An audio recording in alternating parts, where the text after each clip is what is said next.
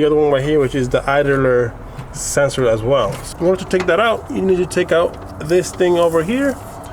Little holes in the bottom. You open it up, you take this thing off, and then you have access to both screws in the bottom there. I'll use some of this PB Blaster on there because that thing is rusted, so put a little bit more in the threads so it can lubricate it and have less percentage of breakage. Yeah. So by putting that, you take these holes off. LX. Wait, this is a LS? LX. You take these 4 clamps off. Oh, and then you take this clip off.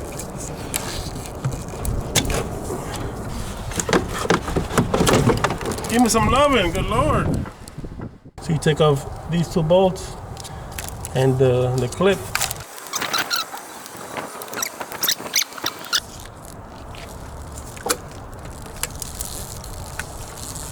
Good job. No, yo no sé si era la misma de atrás. Damn, look. Like burnt. Look it back up.